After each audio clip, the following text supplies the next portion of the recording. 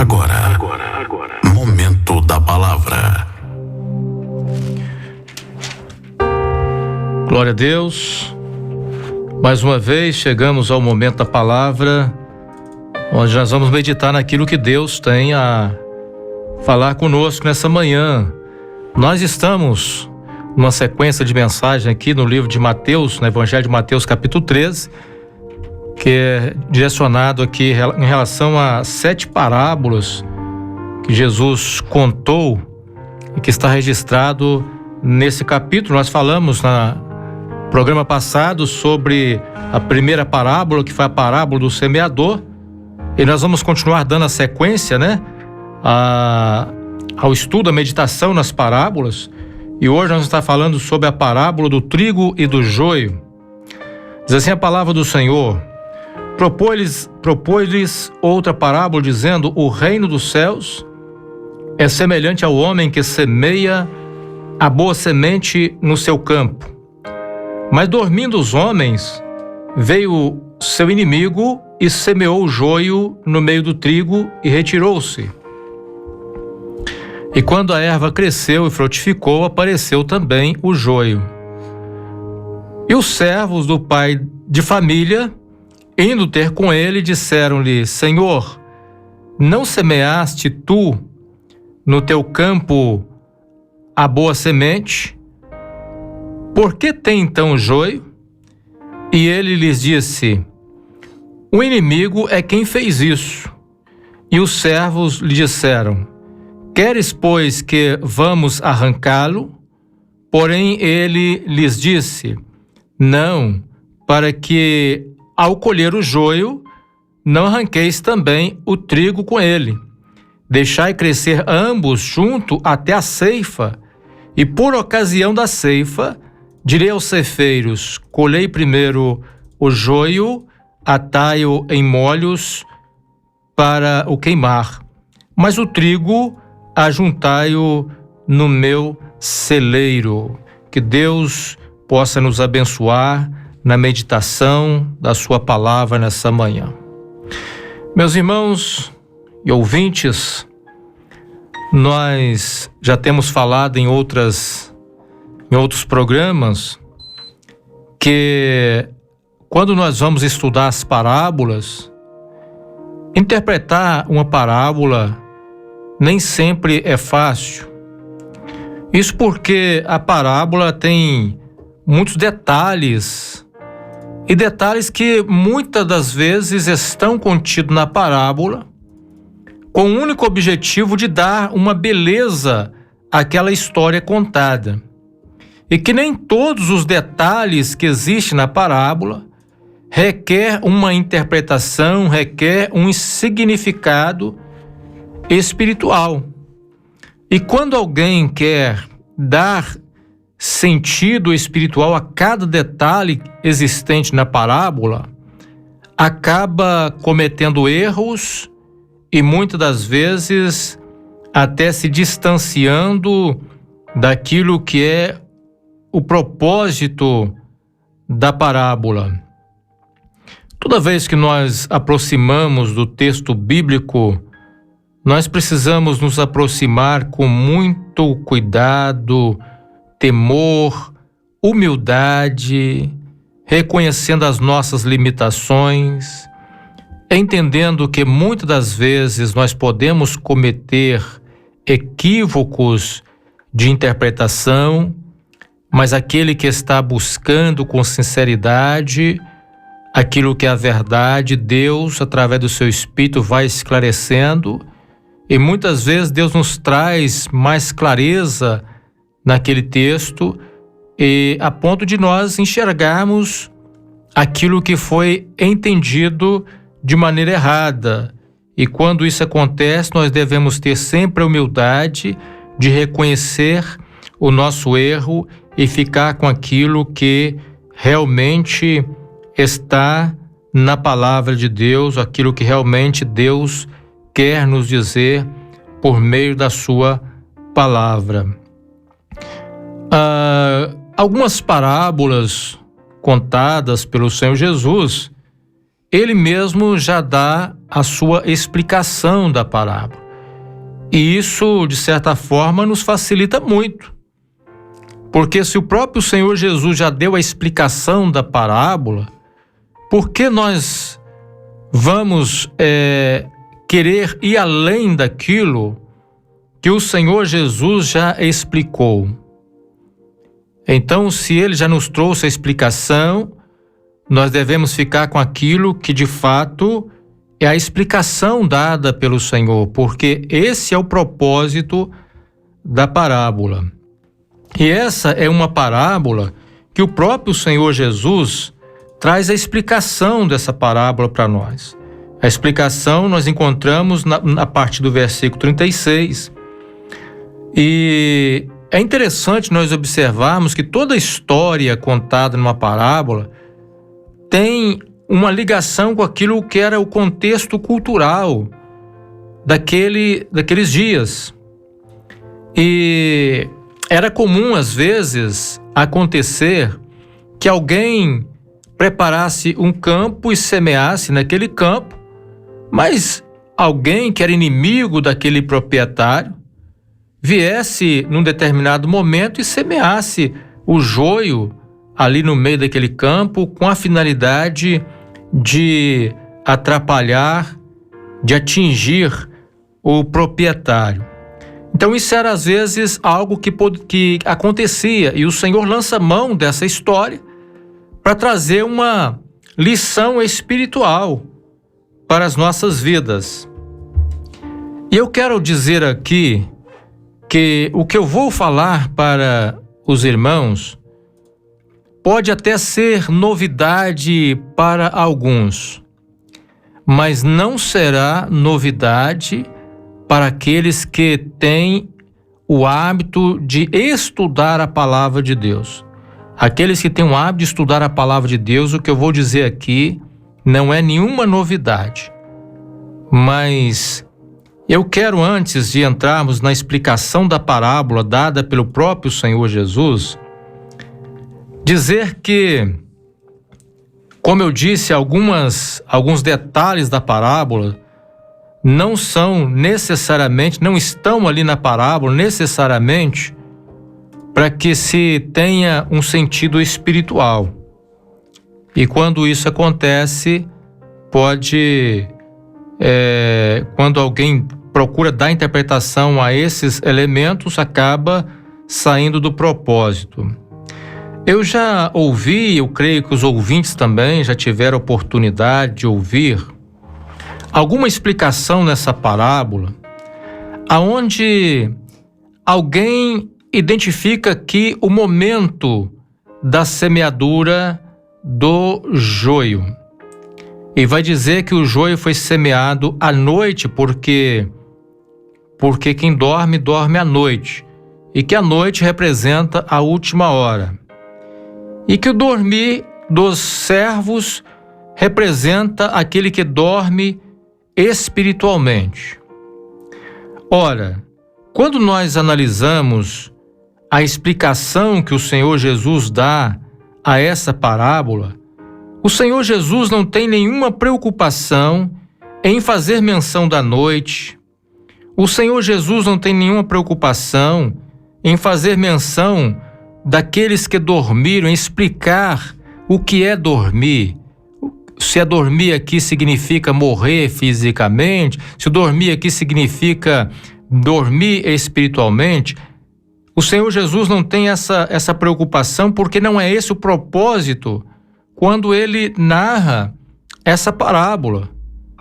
E algumas pessoas querem fazer uma aplicação do dormir aqui, dizendo que muitas vezes nós dormimos espiritualmente. Quando nós dormimos espiritualmente, abrimos brecha para que o inimigo venha semear as heresias. De fato, no mundo espiritual isso acontece. Quando nós dormimos espiritualmente, nós abrimos oportunidade para que o inimigo possa encontrar brecha para agir. Mas nesse contexto dessa parábola, o Senhor Jesus não tinha essa intenção, até mesmo porque os trabalhadores aqui, aqueles que estavam ajudando o pai de família, o Senhor Jesus, ele vai dizer que, aqui no versículo 37, ele vai dizer que o pai de família, que representa ele mesmo, ele vai dizer assim: e ele respondendo disse, o que semeia a boa semente é o Filho do Homem, o próprio Senhor Jesus. Então, o pai de família aqui representa o próprio Senhor Jesus. E ele vai falar que o campo é o mundo, a boa semente são os filhos do reino, o joio são os filhos do maligno, o inimigo que semeou é o diabo. É interessante isso porque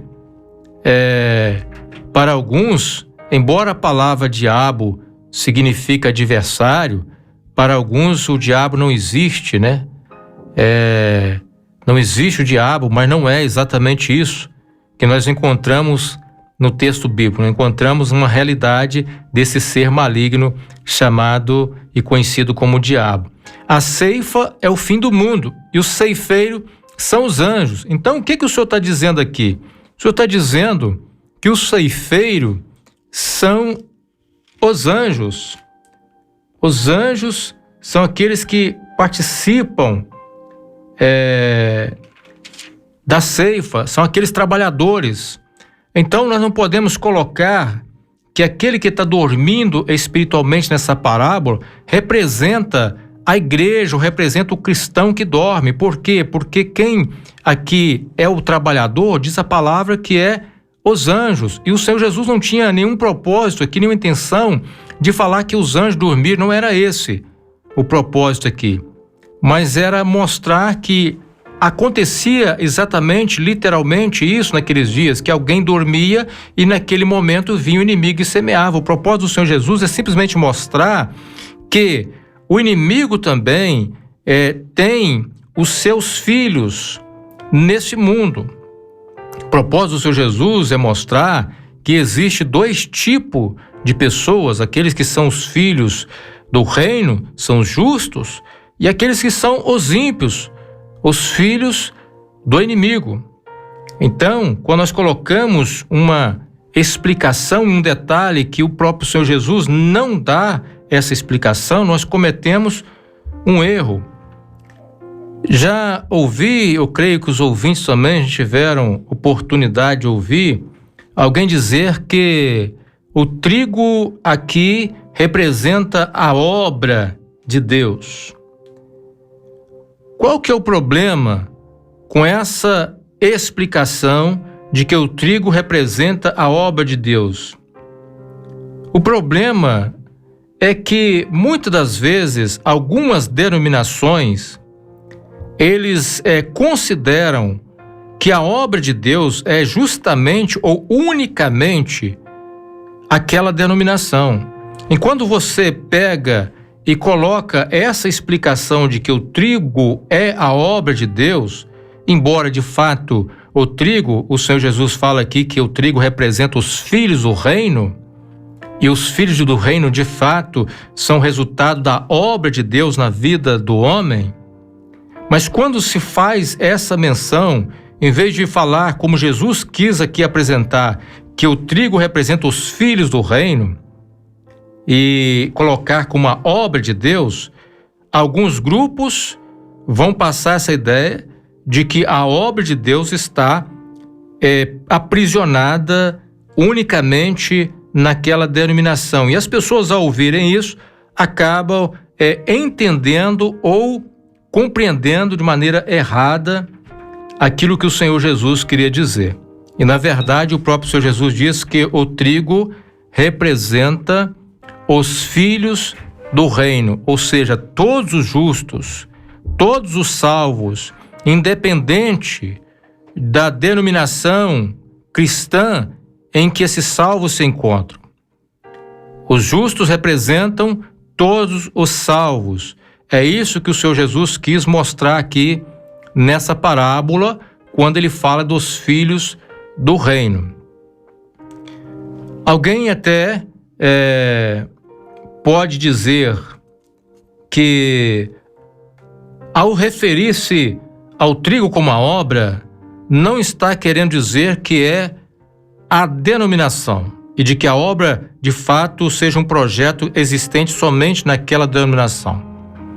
Embora alguns afirmem isso, na prática acabam negando, porque quando alguém sai dessa denominação e vai para outra denominação cristã para servir ao Senhor em outra denominação cristã, logo se diz que essa pessoa abandonou a obra, essa pessoa deixou a obra, o que vem mostrar que, de fato, muitas vezes, de maneira sutil, as pessoas querem limitar a ação de Deus, a ação salvadora de Deus, em uma denominação evangélica ou cristã específica. Não é o nosso propósito aqui, como eu sempre tenho dito nesse programa, o nosso propósito não é anunciar uma denominação. A Igreja Evangélica Maranata está aqui como mais uma a contribuir para o crescimento do reino de Deus. Esse é o nosso propósito. Reconhecemos os nossos irmãos em Cristo que estão em demais denominações, que estão buscando ao Senhor, que fazem parte desse grupo que são denominados pelo Senhor Jesus de filhos do reino e que, por isso, também no final receberão o galardão, receberão a bênção do Senhor, a recompensa de estar para sempre com Deus no seu reino. Nós vemos aqui que, na verdade, essa parábola é uma parábola escatológica.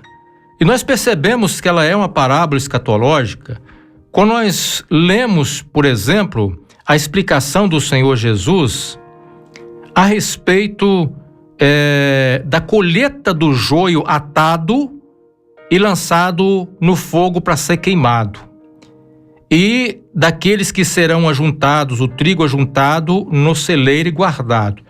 Quando o Senhor Jesus vai explicar isso, ele, no versículo 41, diz assim: mandará o Filho do Homem os seus anjos, e eles colherão do seu reino tudo o que causa escândalo, e os que cometem iniquidade, e lançá-los-ão na fornalha de fogo, e ali haverá pranto e ranger de dentes.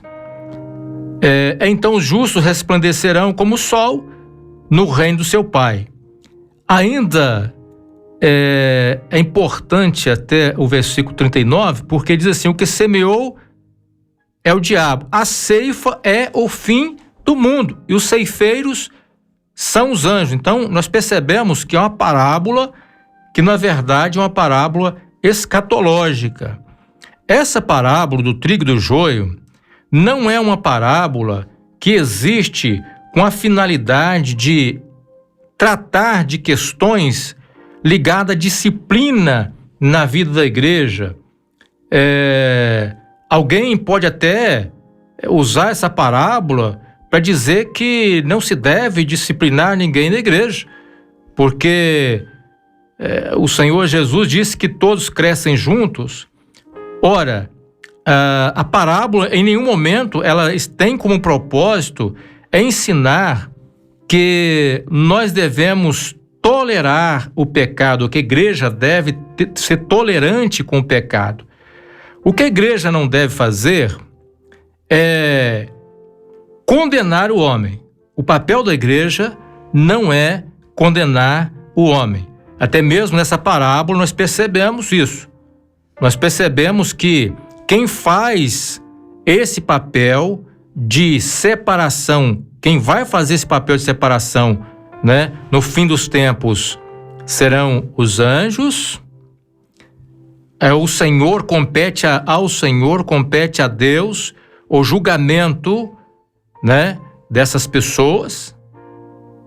E o julgamento é sério. Aqueles que hoje não são filhos do reino, são filhos da ira. A palavra de Deus diz que aquele que não é filho de Deus é filho da ira. Estão reservados para a ira futura, que virá sobre o mundo. Mas a palavra do Senhor, também quando nós lemos em Efésios, no capítulo 2, versículo 3, diz que nós, que hoje somos alcançados pelo Evangelho, nos tornamos em Cristo filhos de Deus. A palavra de Deus diz que nós éramos também filhos da ira, quando nós estávamos distante daquilo que era o propósito e o projeto do reino de Deus. Nós éramos filhos da ira, mas aprove a Deus nos alcançar pelo poder do Evangelho e nos dar esse privilégio de sermos transformados de filhos da ira para filhos de Deus e herdeiros da bênção celestial. A você que me ouve nessa manhã, que ainda não teve essa experiência de ser transformado pelo poder do Evangelho, que ainda está debaixo de um juízo, quem sabe, de condenação, o Senhor está te chamando, te convidando a experimentar uma bênção de transformação. O papel da igreja não é condenar o homem. O papel da igreja é pregar o Evangelho, é convidar o homem ao arrependimento, é anunciar ao pecador que Deus ama o pecador, é anunciar ao pecador que o Evangelho é poderoso para alcançar a vida do homem e para transformar a vida do homem. Então, se você ainda não teve a experiência de ser salvo pelo poder do Evangelho, hoje é a oportunidade que é dada a você de se arrepender dos seus pecados. Não importa o tamanho do pecado que você tenha cometido. Não importa quantas vezes você tem pecado contra Deus. Se você se arrepender da vida de pecado, Deus irá te alcançar pela graça maravilhosa e te transformar e te tirar de um estado de filho da ira para te colocar numa nova posição como justos, como aqueles que são justificados pelos méritos de Cristo, unicamente pela fé que depositamos no Senhor e no seu grande sacrifício pelas nossas vidas. Ainda queremos continuar fazendo menção que o papel da igreja é condenar o pecado e não o pecador. E como é que a igreja condena o pecado? A igreja condena o pecado quando ela prega contra o pecado, quando ela ensina para os seus aquilo que de fato a palavra de Deus nos ensina que é pecado. A igreja, ela não deve ser tolerante com o pecado, ela deve tolerar o pecador, ela deve amar o pecador, ela deve lutar para que o pecador se arrependa e seja transformado, mas não tolerante com o pecado. Essa parábola não tem nenhuma ligação com essa questão da disciplina. Podemos até, em meio a essa parábola, tirar lições para a nossa vida e lições até que nos ensina a lidar com questões disciplinares. Até mesmo com relação, às vezes, à paciência que nós temos que ter com aqueles que, às vezes, estão junto conosco e que ainda não alcançaram, não entenderam aquilo que é o verdadeiro Evangelho. E precisamos, muitas vezes, ser paciente com eles. Tolerar os fracos na fé conforme nos ensina a palavra do Senhor. Mas o que nós vemos, que o propósito do Senhor Jesus é mostrar que existe dois tipos de pessoas, ou dois grupos de pessoas. O grupo daqueles que são salvos e que serão agraciados no final, como aquele trigo que é colhido e guardado no celeiro, e o grupo daqueles que não são salvos.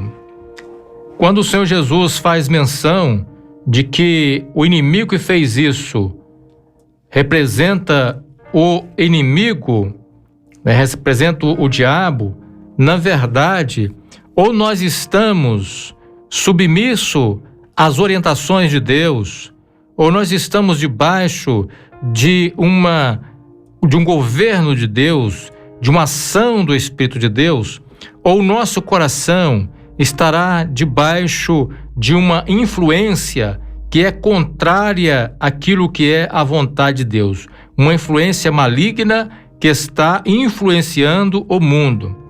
E nós precisamos entender que nós precisamos estar do lado daqueles que não receberão a condenação no fim, porque encontraram em Cristo Jesus a salvação. Às vezes nós ouvimos algumas pessoas questionarem por que Deus não resolve logo o problema desse mundo cheio de tanta dificuldade, tanta violência, de tanta coisa ruim. Quando nós ouvimos os jornais, noticiários, são terríveis as notícias. Às vezes alguém questiona por que Deus não resolve logo, por que Deus não decide logo, por que Deus já não faz julgamento de uma vez. Nós aprendemos essa parábola, que Deus tem o seu tempo determinado para agir. E que embora a igreja esteja no campo, que o campo, diz o Senhor Jesus, que o campo representa o mundo, aonde a igreja está inserida, a igreja de Jesus está inserida nesse mundo e ela vai conviver em meio a esse mundo com os pecadores, com aqueles que ainda não são salvos, que serão salvos, com aqueles que nunca serão salvos. A igreja foi colocada nesse mundo e vai conviver com os pecadores até o momento determinado, aonde o Senhor estará fazendo a separação no fim. Então, enquanto isso, nós precisamos ter a paciência de entender que Deus, na sua soberania, há de julgar o mundo, sim. Há de julgar toda injustiça. Os justos hoje sofrem, muitas vezes por causa dos injustos. Mas haverá um momento de recompensa para os justos e haverá um momento de condenação para os ímpios. E essa é uma realidade. É uma realidade. E o grande problema, quando nós vemos nessa parábola, é quando o Senhor Jesus vai tratar com o joio, que são aqui a representação dos filhos do maligno, porque ele vai ser lançado na fornalha de fogo, e diz a palavra do Senhor que haverá ali pranto e ranger de dentes. Quando nós abrimos a palavra do Senhor no livro do Apocalipse, lá no capítulo de número 21, no versículo de número 7 e 8, nós encontramos: quem vencer herdará todas as coisas, eu serei seu Deus e ele será meu filho. Mas quanto aos tímidos, aos incrédulos, aos abomináveis, aos homicidas, aos fornicadores, aos feiticeiros, aos idólatras e a todos os mentirosos, a sua parte será no lago que arde com fogo e enxofre, que é a segunda morte. Então isso é muito sério. Haverá uma condenação para aqueles que hoje estão na figura do joio, mas a palavra do Senhor é oferecida para a salvação dos que hoje estão como filhos da ira, a se transformarem pelo poder do Evangelho em filhos de Deus, em herdeiro de uma grande bênção. O apóstolo Paulo, escrevendo a sua carta aos Coríntios, vai dizer que há muitos que viviam nessas condições que eu acabei de citar aqui, que está registrado no livro do Apocalipse.